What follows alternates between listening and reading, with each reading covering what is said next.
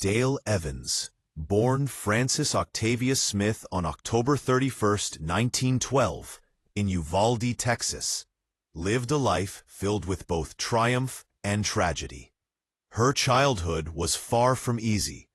Her parents' unstable marriage ended when she was very young, and she was sent to live with her uncle in Arkansas.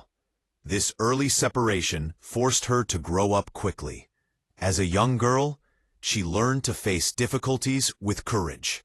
But life continued to test her in ways most children could never imagine. By the age of 14, Frances made a decision that would change her life forever. She eloped with Thomas F. Fox.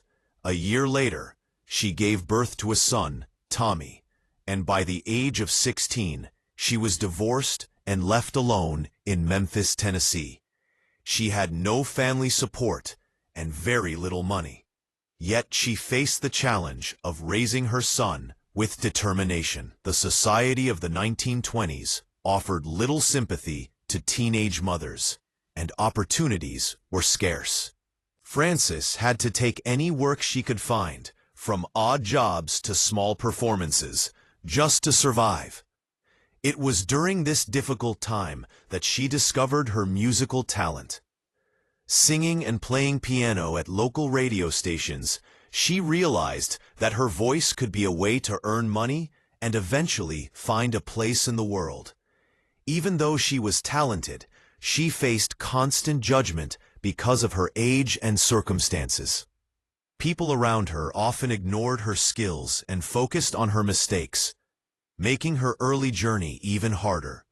In 1929, seeking stability, Frances entered her second marriage to August Wayne Johns. This marriage lasted until 1935, but brought neither children nor fulfillment. She later married a pianist and arranger, Robert Dale Butts, in 1937.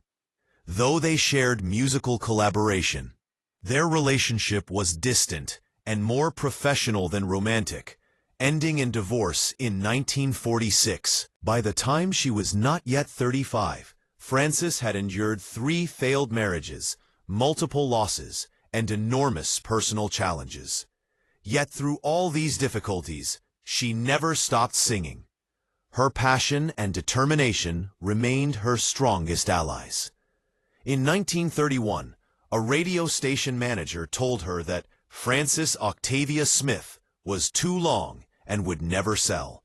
She adopted the name Dale Evans, and from that moment, her public persona was born. Dale fought hard to secure a contract with 20th Century Fox in the mid-1930s, earning a modest $400 a week. Although it seemed like a dream come true, Hollywood demanded strict control over her life. The studio forced her to hide the truth about Tommy, her son born out of wedlock, presenting him publicly as her younger brother. Dale complied, knowing it was the only way to succeed, but the deception weighed heavily on her. Every interview, every photo, every public appearance reminded her of the secret she could not reveal. For years, she lived a double life: the happy, perfect rising star on screen, and the mother carrying guilt and fear in private. In 1944, Dale was cast in The Cowboy and the Senorita, alongside Roy Rogers. Initially hesitant about the role, she struggled with horseback riding and the physical demands of the part. Yet on screen, her presence shone, and her chemistry with Roy Rogers was undeniable. At the time, both were married to other people, and their relationship remained strictly professional.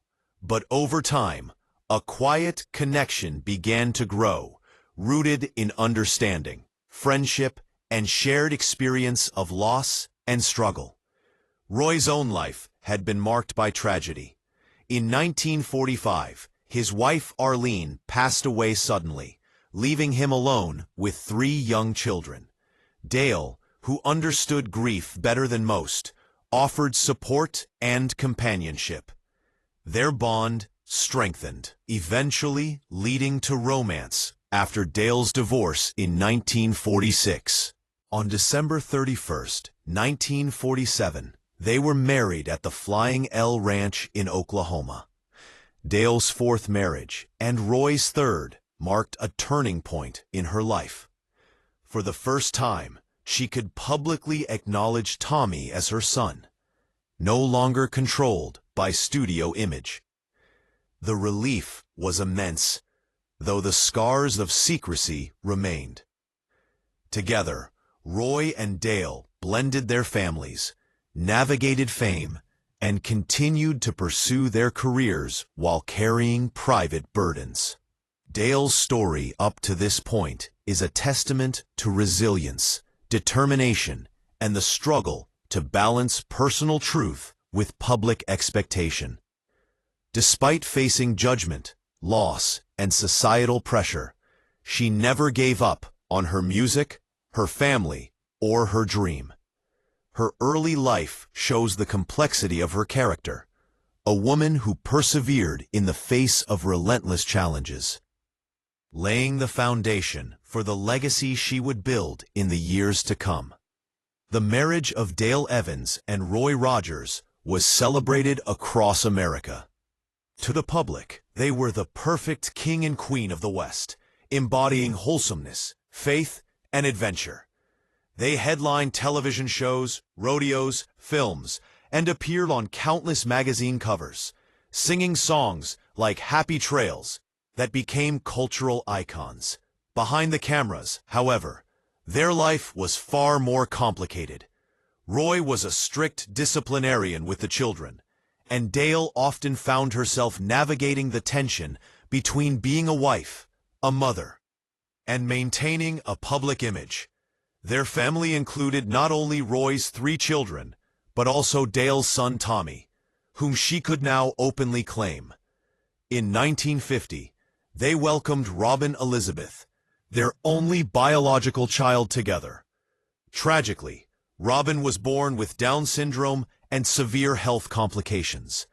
At a time when children with disabilities were often hidden from public view, Dale and Roy made a conscious choice to love and include her openly. They refused to hide her away and instead celebrated her presence, defying societal norms and Hollywood expectations.